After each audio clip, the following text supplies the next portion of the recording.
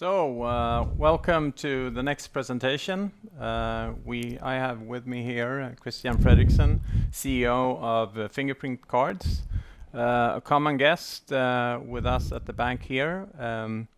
This time it feels extra stimulating since you have just recently announced a quite extensive press release with your thoughts about the biometric payment market and also with the mobile and PC market. So welcome, and the scene is yours. Hey, thank you very much. Very good to be here, and welcome to the world of fingerprints. And I will run through actually today a bit about what we just announced today. So we have been asked many times and about how do we see the market outside of mobile and what is, and we have kind of not given very clear answers on that one, and we felt that it is now time. There's so many things happening. It is a good time for us to come out with our view and our ambition level as well within those different markets. I will address them. This is not a guidance in the short term, but this is a view of where we are going and what share we want to take of those markets and our ambition level. I'm very pleased to be here today to tell you about that. So, I'm going to run through our situation and the market potential and what share do we have as an ambition level for ourselves there from 2026 and beyond. And looking a bit longer term and not only in the short term how this market is evolving.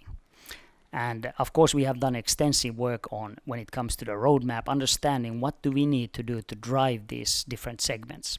I will look at today on the mobile and PC, as well as then the whole payment market and the access market. And I will take them one by one and give you our view, and as well of course my view on this.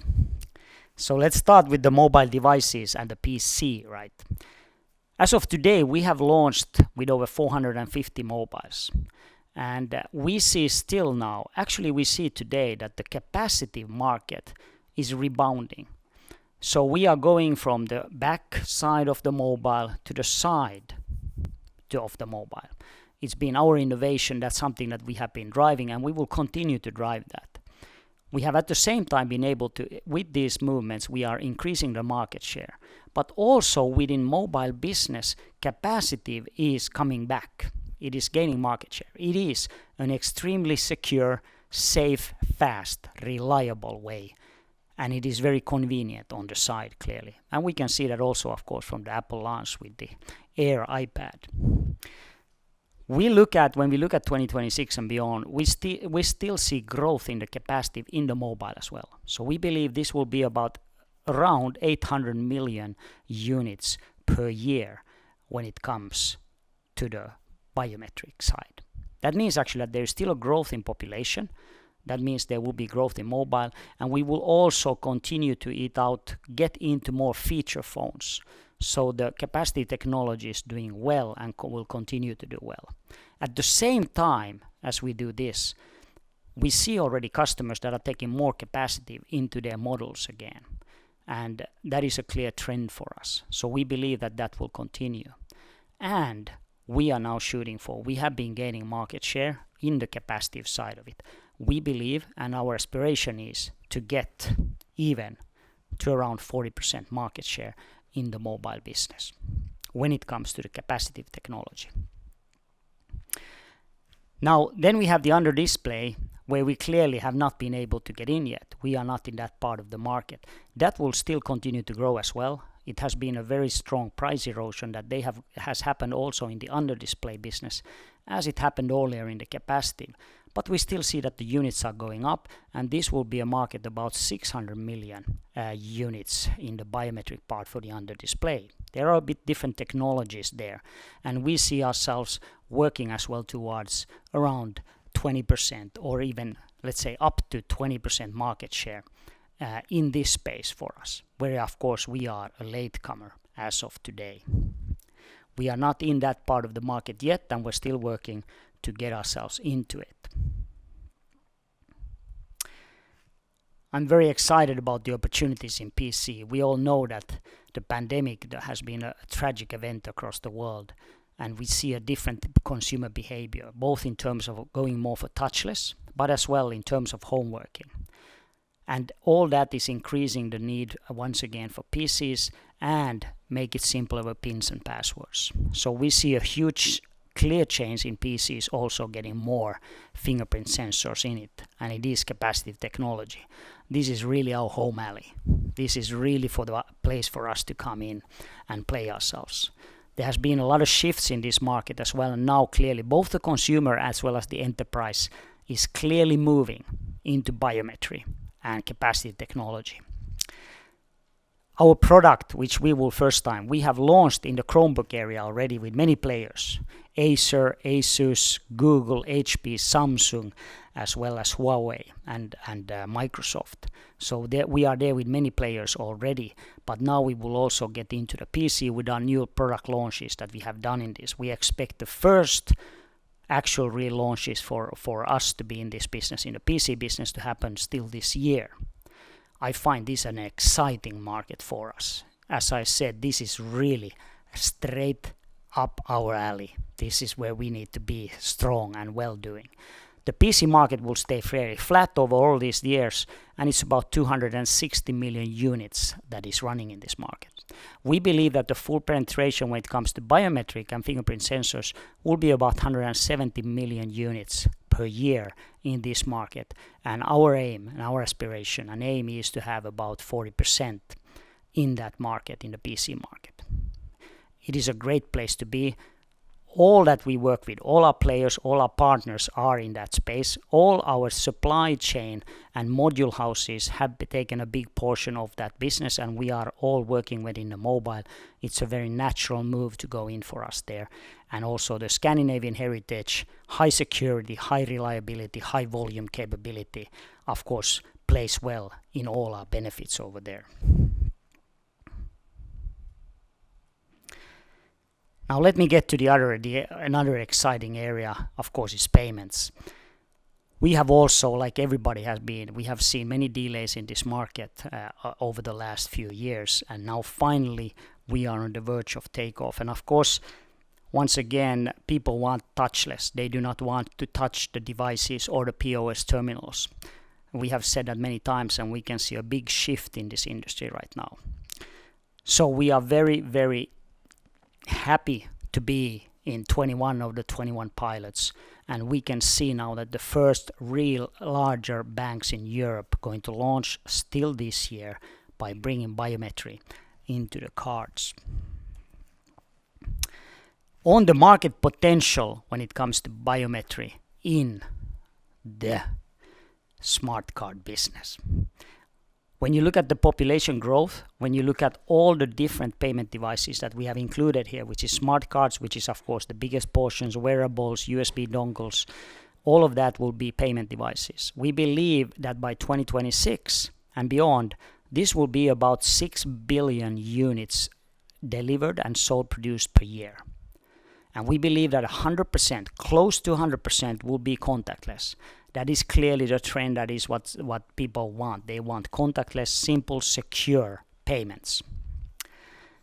And out of that potential market of 6 billion and all close to 100% will be contactless, we believe 50% will be with biometric sensors.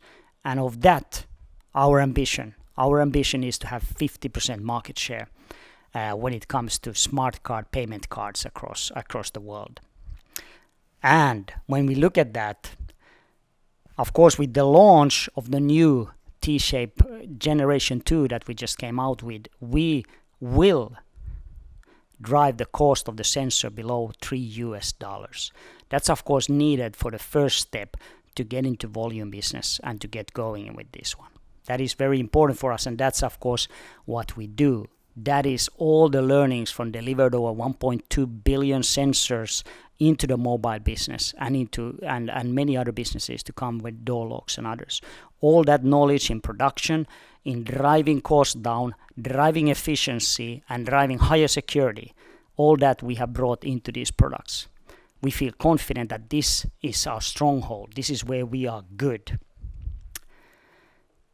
Now, when I look forward and to 2026, our task is, of course, not ended by launching the T-Shape 2 that we have come out with now. And as I said, we expect the sensor cost to be below $3. But when we look at further from that, we of course have an ambition, and our target is clear, that we will drive costs down so that together with our partners, we can get a card cost which is below $3. So basically the full card cost we need to drive below $3. That's what we want to do, and that's of course a very clear aim for us, and that's how we will drive volumes going forward as well, so that this whole industry will have the possibility, and all consumers will have possibility to get biometry into their cards. Now let me once again, for us it's very important to do the total card cost, to do that together with our partners. And of course, if you look at our partners, if just looking at the secure elements players, whether it's Infineon, STM Micro, and NXP, so when you look at that, that's 85% of the secure element market share to combine with these players. And we together will drive the full card concept together.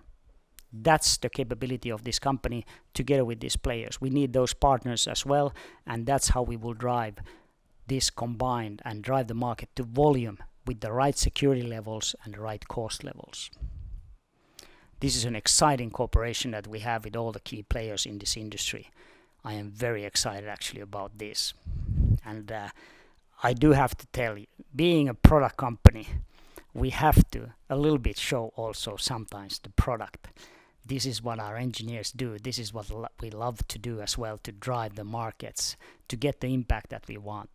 Now T-Shape 2, I'm trying to explain here shortly that when you look at the version 1, which is to the left, and if you look at the version 2 that you see on the right, the T-Shape generation 2, there's a big difference, of course.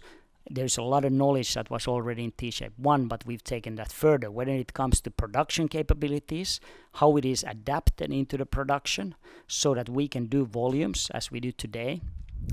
And we have increased the security level once again. We have taken encryption in. It is optional to have encryption or not. That depends on the different players, how they do the card. We don't need an MCU. Our engineering capabilities have already done that, and we've done away with that need already with our software and algo capabilities. That's why I love this high tech so much. It moves fast, and we have been trained in the toughest of markets, in the heaviest of volumes. This is what we love to do. We will continue innovating. This is only the beginning of what can be done in this industry. All that lessons learned that we have done as a leader in the mobile, in the door locks industries, we will bring to bear and bear to bring into this industry as well. That makes our engineers, that makes us all excited that we can drive this together. This, of course, is not at all. This is the start of this journey, and we will do many things when we come forward. I think the T-Shape 2 is a fantastic product. We're proud of it. We have increased the security levels, the speed. You don't need a PMU anymore, the power management unit, and as I said, you don't need actually the MCU as either, which is basically the microcontroller. These are very important parts that we have taken away, actually parts of the product to make it easier. It's what we do in mobile as well. Now let me talk shortly about the access industry as well, and how we see that market going forward for us. This is a very scattered market. It is many different segments. You have access cards, where once again touchless will be key. So you basically have your fingerprint sensor information on the card, and you will have access and use that. That is very interesting. We see also door locks as being the biggest for us so far. We're the market leader today, and our target and aim is, of course, to continue being the market leader in this industry as well. There are several different parts of products in this area. It is door locks, it is dongles, it is USB sticks, it is remote game controls, and logical access devices, and of course vehicles. Car industry is part of this as well. So overall, we estimate this market to be over 100 million units when it comes to the biometry by 2026. And as I said, also this market is growing, and we intend to stay as the number one and leader in this part of the market as well. Then I want to talk about touchless. Touchless, of course, has been an interesting way to see the change now in consumer behavior when touchless is more important. We have launched lately, a while ago, we launched in the hospital in South Korea. You know well that we're working with Gentex to get iris into the car. And we are, of course, working also with AR, VR headset manufacturers. There's a lot of discussions going on to get iris into that one. It is very natural. And there are many other applications, for example, in India, where iris has been registered, where we see terminals and devices and access devices and payment devices coming with iris as well today. And even Indian authorities are wanting to use the devices for access for all of their governmental people, right? So there's a lot of things happening also around iris. And as I said, clearly the pandemic has meant that it is more difficult to use face recognition technologies as there are so many masks around. So that is also changing a little bit the dynamics of this industry. We, of course, have a iris combined with the face recognition technology, which is a good way to get the best of both worlds here. So, shortly to summarize from a Fingerprint point of view how we see the market, I have tried to explain to you that altogether, if you look at the mobile devices as well as the PC, there will be about 1.7 billion units with biometry per year produced in that area. There will be in payments, as I said earlier, 3 billion units. So when you look at the total market of 6 billion, half of them we said will have, we believe, will have biometry in them. And as I said, we want and we aim to get 50% of that market. Access, we say it's above 100 million units per year. And if you combine this, that means actually a pretty amazing 4.8 billion as an aspiration for us to have. That's how we see the market evolving by 2026 and beyond. Altogether, as I said, as a sum, 4.8 billion units per year with biometry in them. And we want to have, as I said many times, our fair share as the leader and continuous leader in this market. Thank you very much. It has been fun and fantastic to be here presenting to you again. Thank you, Christian. Thank you. So we're going to have a few questions that come in from the web. Let me start up with the competitive situation going into biometric payment cards. You're today exposed to and have been exposed to a quite dramatic and heavy Chinese competition. How do you see the Chinese abilities to enter the payment market? Well, I think there's twofold. One is, of course, that the competition as such has made us as strong. I mean, we're the only Western player left kind of in the mobile industry as a biometric player, right? So, and I feel, I think that gives us a lot of strength. We have maintained leadership, number one position. We're growing our market share again.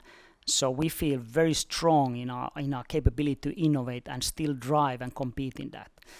So that has been actually it's been a tough journey, but it's been a fantastic learning for us, as all of us, in terms of the company, our capability to innovate, our capability to drive volumes and compete in that kind of market.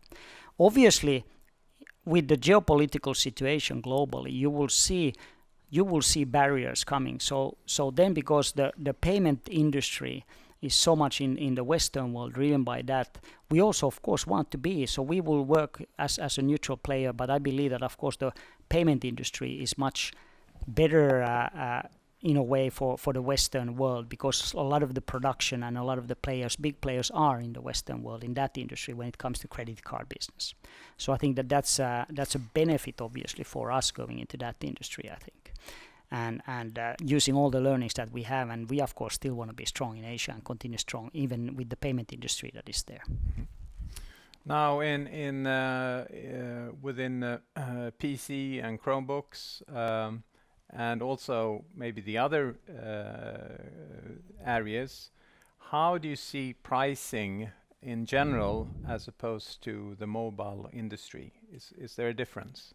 I think there's a big difference between all these segments. Clearly, mobile is the most competitive, and that's how we have now learned ourselves. We have all that pain and innovation and knowledge and all those people that we have, it's a battle-hardened team that has gone through all that. And so I think that nothing is as hard, and the prices are different, and the security level expectations are different. So I believe that it will be a little bit different prices in PC as well as when you go into the payment industry, right?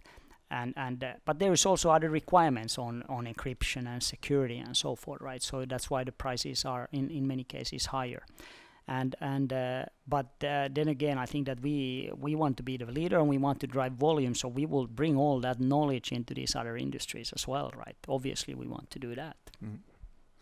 Now, also, you talked about the sort of $3 hurdle to get to for the payment industry. How many years do you think the industry needs to get down to $3 per card? Well, I said already here that we now have, which we're launching, the T-Shape 2, Generation 2, which is coming kind of Q1 next year, first quarter next year. We're all ready for the sensor. We don't need the MCU anymore. We're gonna work like with everything else that is there in the contactless card today. We just come in with the sensor basically, and we have done all those efficiencies already with that generation. So the sensor itself will be below $3. So that's already a significant step, and the performance is excellent. It is the most competitive product absolutely on the market, cost-wise, security-wise, performance-wise, speed-wise. And then, of course, we said that by 2026 and beyond, we see that the whole cost of the card will be below $3. And that we need to do, of course, with the partners as well. We have a big role to play in that. So we are, of course, eager to drive that as fast as possible because we want the volumes to come as fast as possible. But we need to do that together with the industry, as I said, all the big players there as well. It's a big ecosystem that we need to work with, right? And just to get a picture of the ramping up of volumes between now and 2026, is there another price hurdle where you can feel that this is where probably commercial volumes will start to pick up for real? Well, I think that we can do with T-Shape 2, we can do commercial volumes for real already. I'm certain that we can. So that product is a volume product. It is a volume product in technology, in manufacture capability, in security, and in cost.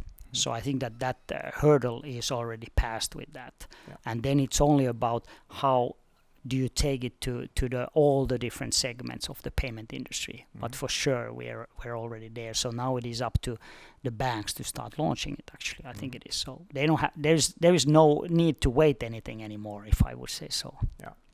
Okay, so we have a few questions from the web also. They're touching on the stock price falling now, and also how will the business look like in 2 years' time? And I know you're not particularly eager to talk about near-term outlook, so let me maybe rephrase that question a little bit. You have basically no debt on the balance sheet, or you have no debt on the balance sheet. You have a positive cash flow, but you have an EBIT result which is kind of hovering around the zero level. And you're aiming at the 30% gross margin level. How do you see those parameters evolving over the coming 2-3 years? Of course, we will improve it. We're not happy with hovering around zero. Then you have to remember that it is also that because we have ourselves decided as our strategy to invest in these new areas. We've invested heavily into new areas and new products, whether it is the smart card business, the PC business, where there has been no revenues yet. So obviously the mobile business is good business for us, but we are investing as a high-tech company. I believe it's important for us. So we are investing and using those investments in other areas that we need to build. And it takes time and effort to build these ecosystems and the products as we have seen.